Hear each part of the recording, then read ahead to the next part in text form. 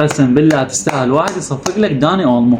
يعني اول مباراة الك تنزل بالشوط الثاني تاخذ تقييم 8.6، تسجل هدف، تضرب كرة بالعارضة، تاخذ رجل المباراة. لا لا لا لا, لا. لازم واحد يصفق لك ويشكرك على الاداء اللي قدمته اليوم لبرشلونة. يعني قسم بالله تحسه كان يلعب ويا برشلونة من زمان، ما تحسه اول مباراة له وينزل بالشوط الثاني، لا منسجم ويا اللاعبين، منسجم مع لامين، منسجم مع كوندي، منسجم مع رافينيا، منسجم مع بيدري. يعني ممتاز اللاعب، ممتاز جدا.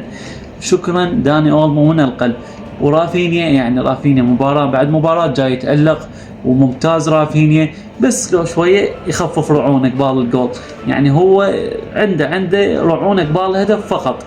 اما على رافينيا كعرضيات كاسيستات، رافينيا لاعب يخبط وجاي يقدم مستوى رائع لعبة بعد لعبة. لامين يامال ممتاز جدا. كوندي اليوم قدم اداء خارق. نجي على تير شتيجن فقط، اللي صاير تير شتيجن مو هو تير شتيجن اللي نعرفه، صاير عنده اخطاء حتى بالباصات اللي كان ما يغلط بيهن، صار عنده اخطاء هواي هاي الايام بالباصات، لعبه بعد لعبه جاي يغلط نفس الغلط. يعني تخيل جاي عليك هدف ثاني من وراء غلطة حارس. تير شتيجن يعني حتى الهدف الاول لو تير شتيجن 2020 2019 لا هيج جول ما يطب عليه. يعني تخيل تصدياته كانت خارقة، بس يبقى هو القائد وان شاء الله القادم افضل لتير شتيجن. اما عن اللاعب بيدري يعني اليوم قدم اداء خرافي خرافي، يعني سجل هدف وتلقى بالدفاع وبالهجوم وبالوسط. قسم بالله اليوم قبل دخول داني اولمو انا بالنسبة لي كان بيدري افضل لاعب ببرشلونة.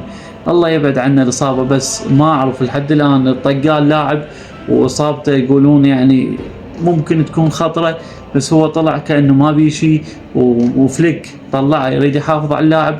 اتمنى انه تبعد عنا الاصابة هذا اللاعب، اذا بعدت عنا الاصابة قسم بالله راح يكون لاعب خرافي بيدري. بالاخير 1000,000,000 مبروك لجمهور النادي الكتالوني. 3 مباريات 9 نقاط، مسجل 6 اهداف، مستقبل 3.